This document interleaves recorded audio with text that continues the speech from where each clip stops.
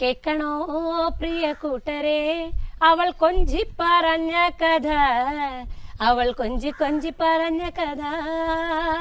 കേക്കണോ പ്രിയ കൂട്ടരെ അവൾ കൊഞ്ചി പറഞ്ഞ കഥ, അവൾ കൊഞ്ചി കൊഞ്ചി പറഞ്ഞ കഥ. ആ തുഞ്ചൻ പറമ്പിൽ നിന്നും ഒരു പഞ്ചവർണ്ണ കിളി വന്നേ. കേക്കണോ പ്രിയ കൂട്ടരെ അവൾ കൊഞ്ചി പറഞ്ഞ കഥ, അവൾ കൊഞ്ചി കൊഞ്ചി പറഞ്ഞ കഥ. ആ കൊച്ചി കണ്ട് കോട്ട കണ്ട് കൊച്ചിയിൽ അഴിമുഖം കണ്ടേ, ഒരു കൊച്ചിക്കാരി പെണ്ണിനെ കണ്ടേ. കേക്കണോ പ്രിയ കൂട്ടരെ അവൾ കൊഞ്ചി പറഞ്ഞ കഥ, അവൾ കൊഞ്ചി കൊഞ്ചി പറഞ്ഞ കഥ.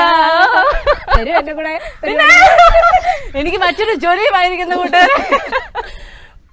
അപ്പൊ ഏതായാലും ചേച്ചി, അപ്പൊ നമ്മള് വൈൻഡപ്പ് ചെയ്യുന്നതിന് മുൻപ് ഞാൻ ആദ്യം പറഞ്ഞു, പക്ഷെ ഒരു കാര്യം കൂടെ പറഞ്ഞ് അവസാനിപ്പിക്കണ്ടേ. നമ്മൾ ഇന്ന് ചേച്ചി ഇവിടെ തേടി വന്നത് അജഗജാന്തരത്തിന്റെ പാട്ട് കണ്ടിട്ടാണ്. അപ്പൊ അജഗജാന്തരത്തെ കുറിച്ച് ചേച്ചിക്ക് പ്രേക്ഷകരോട് എന്താണ് പറയാനുള്ളത്? അതോടെ പറഞ്ഞ് നമുക്ക് വൈൻഡപ്പ് ചെയ്യാം. എന്റെ അമ്മ അജഗജാന്തരം പാട്ട് ഒരുപാട് പേര് കണ്ടു എന്ന് പറഞ്ഞതിൽ ഭയങ്കര സന്തോഷം. ഞാൻ ആദ്യം പറഞ്ഞേക്കാം, ഞങ്ങൾ ഇവിടെ നിൽക്കുന്ന ഭയങ്കര പ്രശാന്ത സുന്ദരമായ സ്ഥലത്താണ്. അതുകൊണ്ട് കാക്കയുടെ ഒച്ച കേൾക്കും, കോഴിയുടെ ഒച്ച കേൾക്കും. ഞാനൊരു സത്യം പറയട്ടെ, എത്രയോ വർഷങ്ങൾക്ക് ശേഷമാണ് ഈ കോഴി കൂവുന്നത് ഞാൻ കേട്ടത്. രാവിലെ എഴുന്നേക്കണം എന്ന് പറയും, പക്ഷെ രാവിലെ എഴുന്നേറ്റാലും കാര്യമില്ല, എന്റെ അവിടെ ഒന്നും കോഴിയൊന്നും ഇല്ല. സത്യമായിട്ട് കോഴിയില്ല. അപ്പൊ അതുകൊണ്ട് ഇതൊക്കെ ഇവിടെ വന്നപ്പോഴാണ് കേൾക്കുന്നത്. ഇതൊന്നും നിങ്ങളൊരു ഡിസ്റ്റർബൻസ് ആയി കണക്കാക്കേണ്ടതേ ഇല്ല.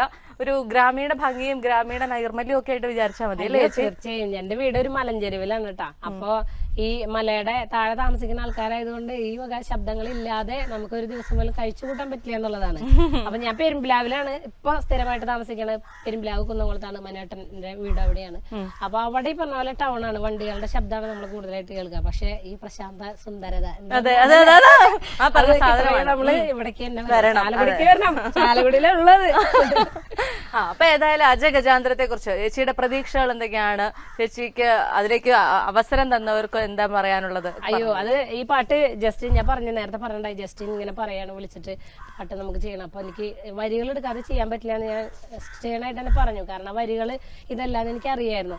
അങ്ങനെ ഒരു ദിവസം തൃശ്ശൂര് പാടിക്കൊണ്ടിരിക്കുമ്പോൾ നമ്മുടെ അജിത്തേട്ടൻ, സിനിമയുടെ പ്രൊഡ്യൂസറാണ്, ആ സ്റ്റേജിന്റെ പിന്നിലേക്കാണ് നമ്മുടെ അജിത്തേട്ടൻ കയറി വരണത്. അപ്പൊ വന്നിട്ട് പറഞ്ഞു ഇങ്ങനെ നല്ല ഹൈറ്റിലൊരു ചേട്ടൻ, അപ്പൊ സിനിമ ചെയ്യാൻ ഞങ്ങൾ ഇങ്ങനെ ഉദ്ദേശിക്കേണ്ട, അതിലൊരു പാട്ട് പാടാനാണ് പ്രസിദ്ധ എന്നൊക്കെ പറഞ്ഞപ്പോൾ ഞാൻ പറഞ്ഞു ചേട്ടൻ ഇങ്ങനെ വരികൾ എടുക്കണം. തന്നെയല്ല സീസൺ എന്ന് പറഞ്ഞാൽ ടൈറ്റ് സീസൺ, ഒരു രക്ഷയില്ല, നല്ല തിരക്കിൽ നമുക്ക് പരിപാടിയുള്ള സമയം. അപ്പൊ ഞാൻ പറഞ്ഞു കുറച്ച് സമയം എനിക്ക് തരണം, കാരണം ഈ പരിപാടിയുടെ ഇടയിൽ വന്ന് പാടി കഴിഞ്ഞാൽ സ്ക്രാച്ച് ഒക്കെ നിറഞ്ഞിട്ട് നമുക്ക് നന്നാവില്ല. ഞാൻ കൈകാര്യം ചെയ്യണ നാടൻ പാട്ടായതുകൊണ്ട് ആ സ്റ്റേജ് ഷോ അങ്ങനെ പോണ സമയത്ത് നമുക്ക് സിനിമാ പാട്ട് പാടല് എളുപ്പമല്ലാന്ന്. ആ സമയത്ത് നല്ല തിരക്ക്.